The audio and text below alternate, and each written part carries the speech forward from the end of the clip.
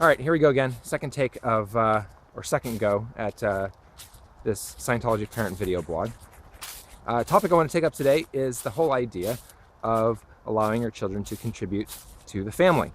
Now this is, if I were to ask most of the Scientologist parents that I know what is central to their whole philosophy of parenting, this is one of the things that come up a lot.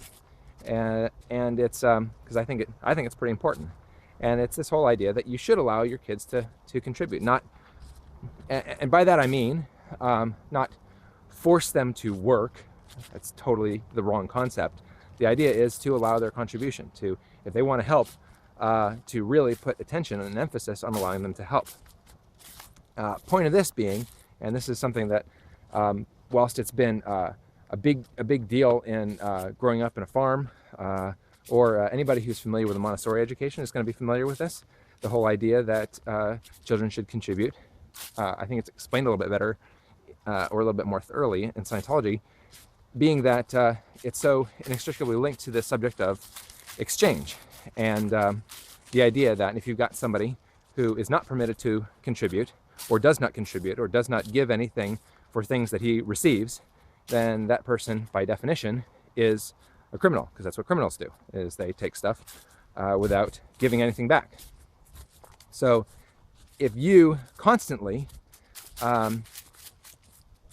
give things to the child, you're constantly allowing them to have things and never allow his contribution, then that's basically what you're creating, is you're creating somebody who is eventually going to become a criminal, or start taking on criminal tendencies.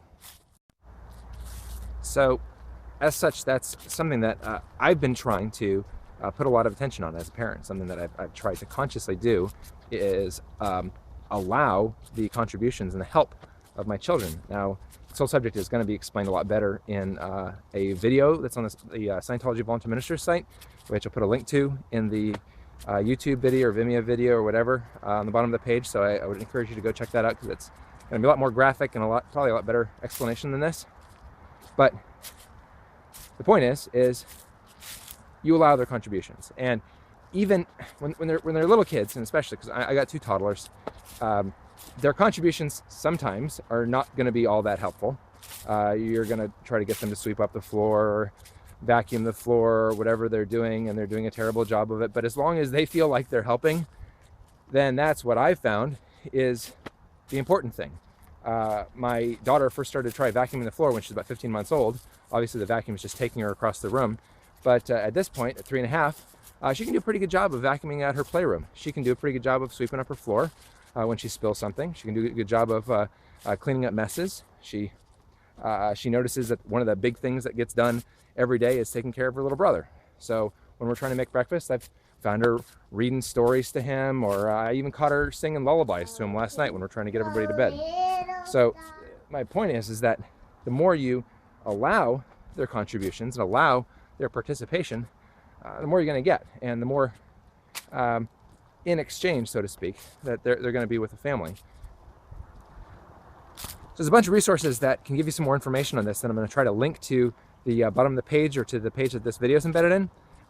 There are a few courses that are free Scientology online courses that you can do that have a lot of data about the mechanics of exchange and how this all works. Probably the best resource, the thing you can read, is going to be the book Problems of Work, which is Scientology applied to the workaday world, but all the concepts involved in exchange and work and so forth apply very closely to the family as well. So I definitely give that a read. It's also available as a DVD if you want a graphic explanation of that. And that book and the film is going to be available in any church Scientology, or you can pretty much walk in any library in the US and read that as well, or in the world, really. So hope you give that a look, and hope this video was of use to you, and I'll see you next time.